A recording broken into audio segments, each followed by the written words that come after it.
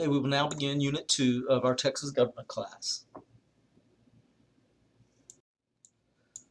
In this section, we will discuss interest groups in the state of Texas. First, I would like to introduce us to some definitions about interest groups. First is the definition of interest group itself. An interest group is an organization of members who have a shared interest and common goals that tries to influence government actions. So basically you have a group of people who have something in common. They have something they desire to happen. Either they want the government to do something or possibly want the government to stop doing something, but they have a common interest and a common goal. And what they do is they, as an interest group, they will combine their resources. And we'll talk about resources in a little while, but they will combine their resources in a way that they can best influence government actions. Now, we're also going to discuss in this section political action committees, or what we call PACs. These are historically a relatively new thing, but it's sort of like an interest group, but it's not, because the main purpose of it is to raise money. Okay, so it is a spin-off or an arm of an interest group whose purpose is to collect money for campaign contributions and other electoral activities. Purchasing advertising time or things like that, or like it says, campaign contributions either to a political party or to an individual candidate. But its sole purpose is to raise money.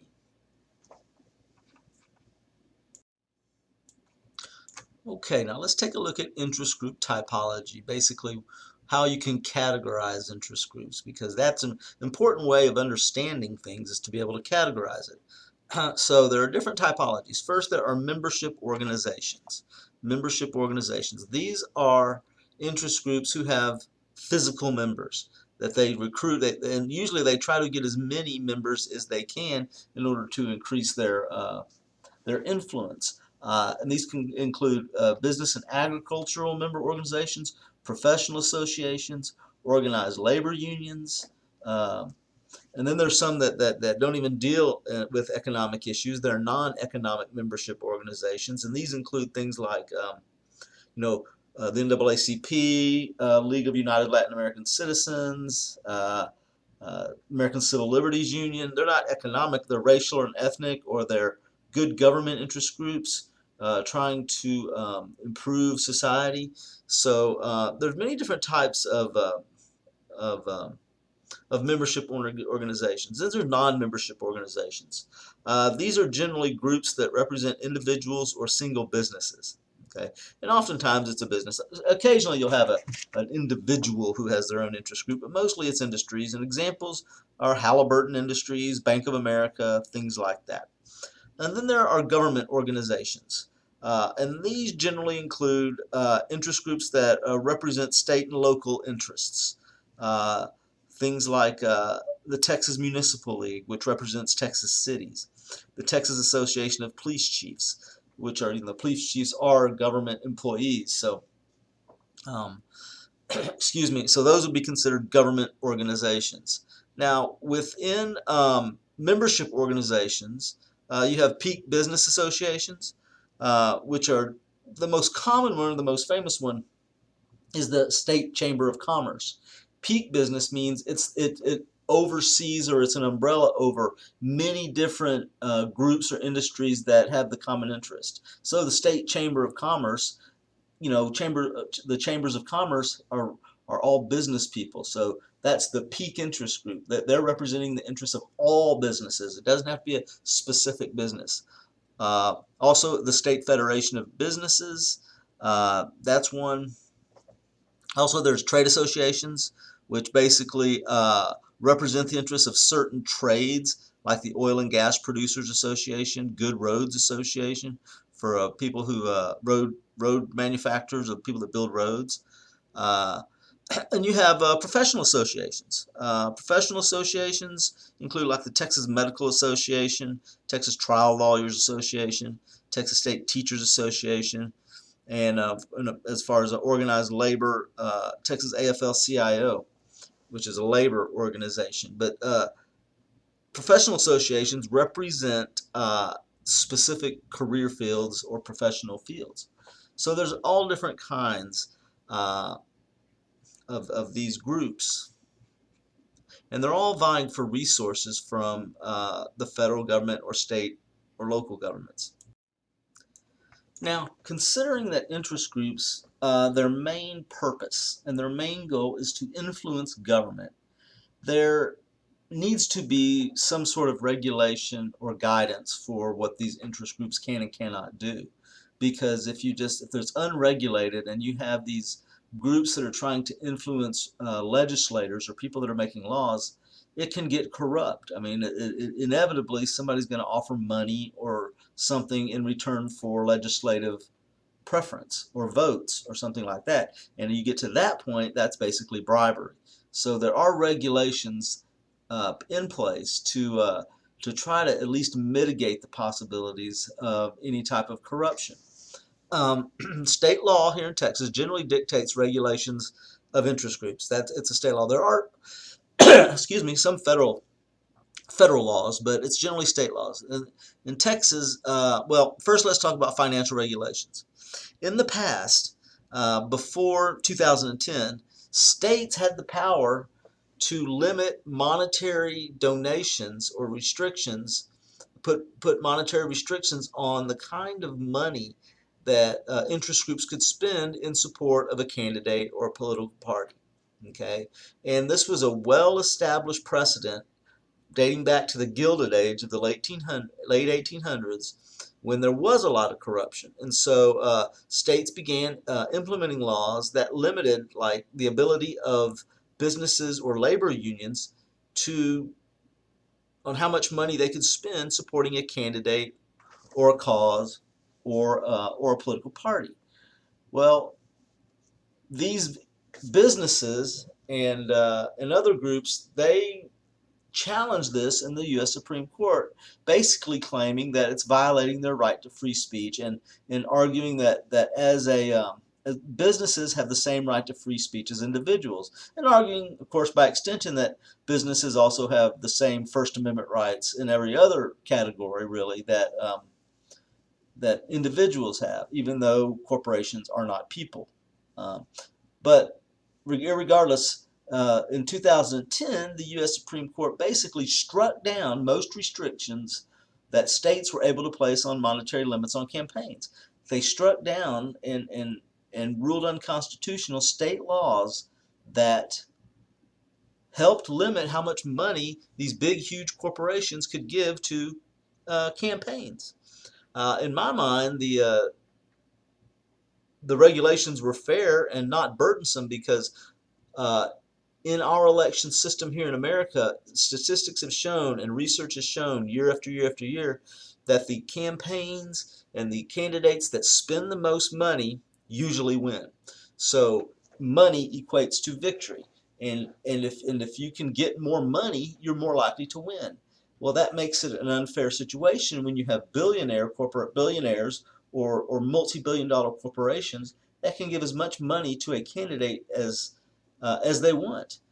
And the public may want an individual candidate. Maybe the majority of the people, when polled, want a candidate to win. But if another candidate, even though not popular or not favored by the community, gets the backing of a billionaire or a corporation, well, it can change the shape of the race. So it creates a situation where money instead of votes is the true determiner of the winner of an election. But the U.S. Supreme Court, in their decision Citizens United versus the Federal Election Commission in 2010, basically overturned all those laws that regulated how much money could be spent in campaigns. Now, in Texas, there are some lobbying regulations. Texas requires registration of persons who lobby the state legislature. We'll talk about lobbying here in a minute, but lobbying is just, you know, attempting to persuade legislators to make laws on the behalf of your client. If you're a lobbyist, you represent a business or an interest group or a labor union or something, and you are the go-between between that interest group and the legislature, and you try to persuade the legislature to to make legislation that benefits your group. So Texas requires registration of persons who do this. Interest group regulation enforcement is weak, though, and that is one of the big problems with Texas and its political system and its political structure, is that it's very difficult to regulate these lobbyists and these interest groups, because we have a part-time legislature and we don't put a lot of priority on enforcing interest group lobbyists. The agency that is in charge of this regulation is the Texas Ethics Commission. The Texas Ethics Commission is charged with the regulation of lobbyists, and while that's its job and it does it best it can, it's just generally not provided the resources to do that.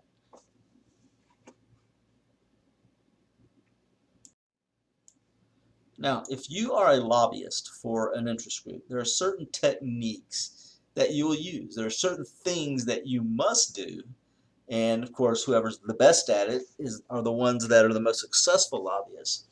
But there's certain things you must do, and those are the techniques used by the by interest groups.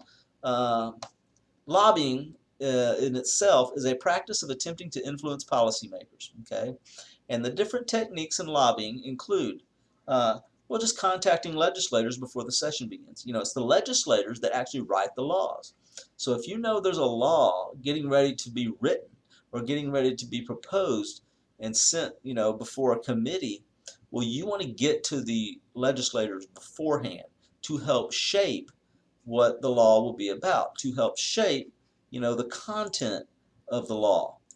That's the best way to influence it, is to get there first before they start writing and say, hey, we'd like to have this in it, or don't put this in it. And of course, you have many different interest groups, maybe lobbying for different things at the beginning of the sessions, but at least you want to get your say in before the session begins. And then, of course, tied in with that somewhat is getting members of the legislature to file favorable bills, or file bills and potential laws that benefit your industry or benefit your interest group. You will testify before committees, usually before any law becomes or any policy proposition becomes law. It has to go before a committee for public hearings. And so oftentimes the lobbyists will come before the committee and argue why this is a great law, why this law will be beneficial to your constituents in your district. And so you have to be a person that can be persuasive and provide good information. Also, the lobbyist works the other way. When the lobbyist is in Austin trying to persuade the legislature, he's also listening and finding out, the lay of the land, and finding out, which way the wind blows in the legislature, on which way laws are being passed, or which laws are getting priority and which are not. And he'll take that information and go back to his interest group and tell them about it. He'll go say, hey, this is what it's looking like in the legislature, and tell all the members that, it looks good, we're probably going to get what we want, or it doesn't look so good, we're not going to get what we want. But part of his job is to keep the interest group members informed. Also, using members, media, and information to pressure legislators to pressure Congress. See, this is basically using their influence to get members to maybe call their legislators, or maybe run some commercials in the media, or get on talk radio shows or television news shows to kind of promote it, to get the people talking about it, and putting information out there, running ads that kind of puts pressure on the legislators to take that lobbying seriously, or to take that interest group seriously. So if you can organize your members, the media, and an information campaign in such a way that you can put pressure on the legislators, you're much more likely to win a favorable bill. Another technique used by interest groups besides lobbying is electioneering. This is a more long-term practice. It's a more involved practice oftentimes, because basically you're attempting to influence the outcome of elections. Monetary contributions, that's kind of a short-term attempt There's a candidate there that that supports your interest group and that believes in what you're about. So you donate money to them because, as I mentioned before, money is the most important factor in most elections. So monetary contributions. Also, more longer term, candidate recruitment.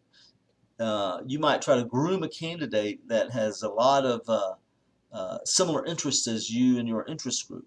So you find somebody that maybe wants to run for office, hasn't really thought about it, but is smart and eloquent, and you want that person to run for office and promote your interest group. Um, and so you'll teach that person, how to how to debate, how to what it takes to be a candidate, and train that person oftentimes. And then oftentimes interest groups will do opponent research, which is basically trying to dig up dirt on your opponents and those that oppose your policies and that oppose your interests. And this can also oftentimes get nasty, but it's part of the political process. And then finally, public education and public relations attempts to present a favorable opinion and favorable information to the public. The only problem is, and this happens more often than I wish it did, that a lot of the information that some interest groups put out, it's either distorted or just plain false. So some of these interest groups are not ethical at all, and they will go out and they will just tell lies in order to get people to support their cause. And it really looks bad on. It's kind of like that idea of one bad apple spoils the batch. There's a lot of honest and ethical lobbyists and interest groups, but it's oftentimes the few unethical ones kind of paint all of them in a negative light. Next, we'll take a look at resources and strengths of interest groups. It seems logical, at first thought, that the interest groups with the most members are the ones that have the most power, that have, they have the most boots on the ground, if you will. But that's not necessarily the case. The different resources and different strengths can affect different groups in different ways. Uh, Number one, and all interest groups must have this resource, and the ones that are better at it, they're more successful interest groups, and that is leadership. Leadership. The other two really are members and money. And the problem is, though, you can have all the money that you can get and all the members that you can get, but if you don't know how to organize them and how to use that money and those members, use those resources to actually achieve your goal, then you don't have nothing. It's a waste of members and it's a waste of money. So leadership is vitally important for successful interest groups. They must be able to recruit not only members but patrons, people that are going to give money or services to you. They have to be able to organize, as I mentioned, those people that are part of the interest group and the money that comes in. They have to know where to spend the money. They have to know how to use the labor force or the people that want to help. Of course, fundraising, raising money. No matter what you do, no matter how many members you have, it's very difficult to access legislators or influence the public without money. And then access. Access may be the most important thing because you can have all the money and all the patrons in the world and all the members, but if you can't reach and access the legislature and the members of the legislature that actually vote, then you really are at a disadvantage, because if they're not hearing your message, then they don't know what you want, and maybe they don't know what kind of funding and what kind of members you have. So that's why, because access is so important, interest groups will pay a lot of money to former legislators that leave the House of Representatives or leaves the state Senate, and then from leaving there, they'll go to work for an interest group as a lobbyist, and they know everybody in the legislature. They're all their friends. Their wives go out to dinner. Their husbands bowl together, whatever. But the point is, they have access. So leadership, maybe the most important resource: recruiting, organizing, fundraising, and access. Funding and patrons. As I mentioned, money is required for advertising, litigating, and lobbying, so you need money. Okay, so that means patrons. Patrons are people who give you money. And in a perfect world, you'd have all of your members giving a little bit of money, but that isn't often how it works. Sometimes you have very few individuals giving lots of money to an interest group. Of course, that gives those individuals an inordinate influence over that interest group. But still, as I said, money is so important, most interest groups don't really care where they get their money. And then members, most all except non-member groups like individuals or corporations, but most all other interest groups require members. And members can be ranked in different ways, or at least categorized in different ways. You have the leaders, which are relatively few. Of course, you have usually an individual leader, but you have a leadership structure and a leadership group that is, they their job is to create a plan and then carry out that plan by using the resources that they have, people and money. So the leaders, there's just a few of them. Then there's the workers. These are people who are members of the interest group that actually do things to help the interest group. They attend meetings, they offer up opinions, they give advice, they help pass the word, they pay dues, they actually do things. And then you have rank and file members. This is how most members of an interest group are rank and file members. They don't actively participate. Generally, the one thing they do is they give money. They might write a check every month or once a year to the interest group, but they don't actually attend meetings. They don't actually do all the other things, but they might just pay money in order to feel like they're helping the cause. All members of interest group, if you look at it statistically, all members of interest groups tend to be wealthier and more educated than the average citizens. People who join interest groups have what's called political efficacy. They feel like that you can, within the governmental system, you can affect change. And statistics show that people with political efficacy are oftentimes the most educated people. So they tend to be wealthier and more educated. And what this does, it creates overlapping of members. So if somebody is a member of one interest group, they're probably a member of another one. Not always, and so you'll have all these interest groups, and many of them have all the same members. So you get overlapping priorities because the people in the interest groups are the same oftentimes. Now, all interest groups, especially membership interest groups specifically, have something called a free rider problem. A free rider problem. And that means that you have people that benefit from the interest group and the actions and the work of the interest group that don't necessarily belong to the interest group. They're not members, but they benefit from it. Like the Texas Community College Teachers Association. That is an interest group that basically lobbies for the interests of community college teachers. It lobbies for higher pay, better benefits, anything that benefits the community college or community college instructors. The problem is not every community college teacher is a member of the Texas Community College Teachers Association. So even though they're not a member, when that group is successful in getting higher wages, or that group is successful in getting better benefits, even the ones that aren't members get the higher pay and the better benefits. So they are free riders. And a lot of people that know that they can get the benefits without joining, they refuse to for personal reasons or whatever. So that is a problem that all interest groups have, that all membership interest groups have, is the free rider problem. Now I'd like to talk a little bit about how the strength of interest groups varies amongst different interest groups and why maybe it's a little different here in Texas than it is in other states. Because interest group influence on the legislature and on the laws that are actually passed in the legislature, it can differ from one state to another on how influential those groups are. And it basically comes down to a few categories. One is economic diversity. Economic diversity means that you are a state that has many different economic cogs, if you will, in the economy. You're not a one industry economy. In the past, and I think we talked about this in Unit 1, Texas was generally a land-based one industry economy.